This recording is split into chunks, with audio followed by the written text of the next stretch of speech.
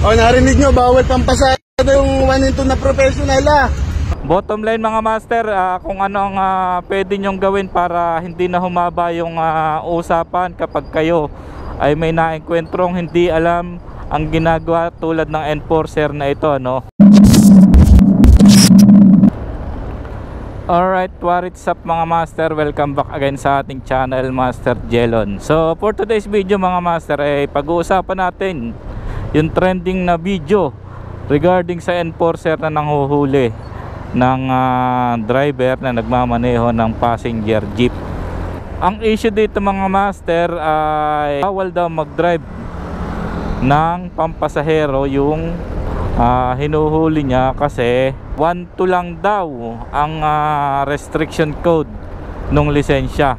So, dun siya nag-base, kahit professional naman yung naka-indicate sa lisensya ng driver na hinuhuli.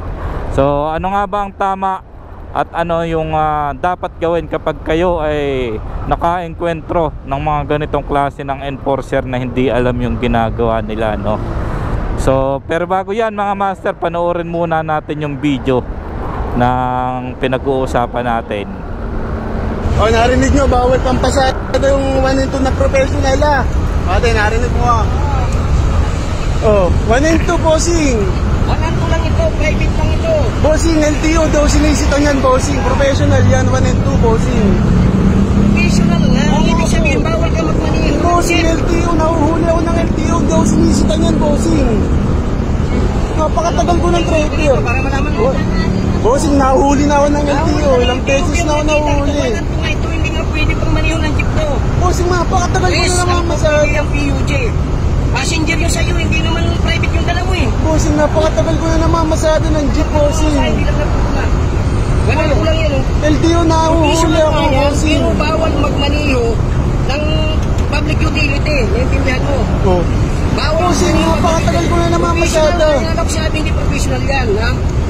Lahat naman ng lisensya, puro lisensya, pero bawal magmaneho ng hindi ka nakatrace. Pang ano po yung pasig-swills po yung gano'n pinakita ko lang sa lisensya, so, pagkikipagtalo ka pa sa akin. At napanood ninyo na nga mga master yung ating topic ngayon, no? Meron na nga pala tayong mga video regarding sa mga usapang lisensya, no? Kung saan ito ginagamit at kung ano-ano ang mga ibig sabihin ng restriction code na nakikita natin sa lisensya. So tingnan nyo na lang sa ating page at i-check nyo yung mga video na sinasabi natin at yung mga patungkol dito sa usapang lisensya. So ayun, ulitin na lang natin mga masters para sa mga hindi pa nakakaalam. At meron kasi tayong dalawang uri ng lisensya mga master, ang non-pro at ang professional license. So saan nga ba natin pwedeng gamitin ang non-pro at ang professional? So unahin muna natin ang mga non-pro. So ang mga non-pro mga master ay ginagamit, pwedeng gamitin ng mga halos lahat ng klase ng driver, maliban lang kung pagkakakitaan nyo ang pagdadrive. Yun nga, ang kaibahan ng non-pro at ng professional license ay ang professional license ay ginagamit ng mga tulad ng mga jeepney driver, ng mga messenger ng isang kumpanya, basta lahat ng klase ng trabaho na pinagkakakitaan nyo ang pagdadrive ay kailangan ay professional license, regardless kung anong klase ng sasakyan, kung motor man yan, tricycle or jeep or truck or L3. Pero yun nga, sa jeepney driver kasi mayroong private vehicle, pwedeng private vehicle yan, at yung sa video ay passenger jeep. So automatic kailangan professional at yung restriction mo ay at least B1, B2 or number 2 kung luma pa yung inyong lisensya. Kasi yung lumang lisensya mga master ay number coding pa or number pa yung makikita nyo sa mga restriction. Pero sa mga bago ay letter na yan na with digit or number.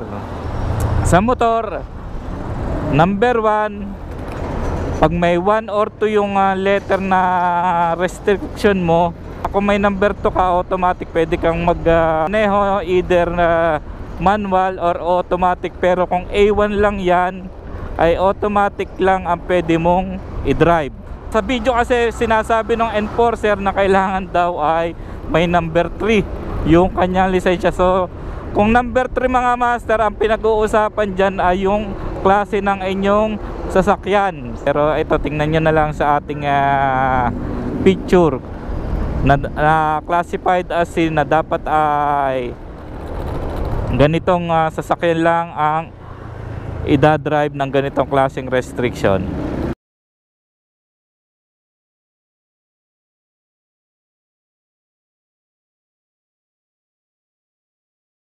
Kung pinagkakakitaan nyo yung pagdadrive ng sasakyang yan, ay kailangan professional. Kung private naman yan, ay pwedeng non-pro lang. Pero kalimitan sa mga letter C ay panghanap buhay talaga yan. So automatic kailangan professional.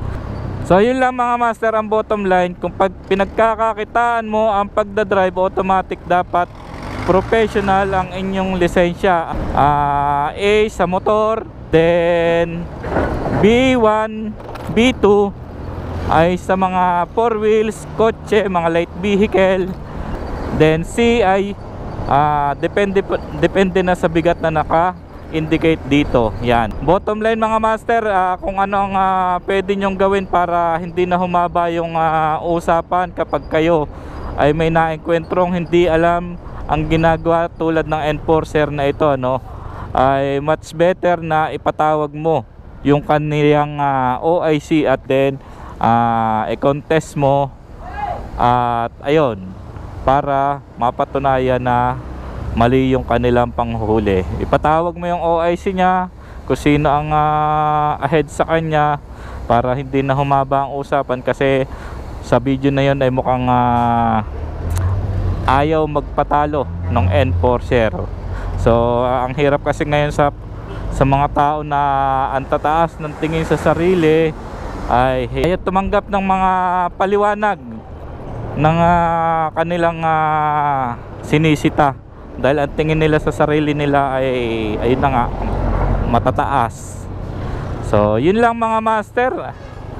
Sana may natutunan kayo at hanapin nyo na lang mga master yung ibang video natin at mga informative videos yung ating mga ginagawa tong katulad ng video na to. Let's go!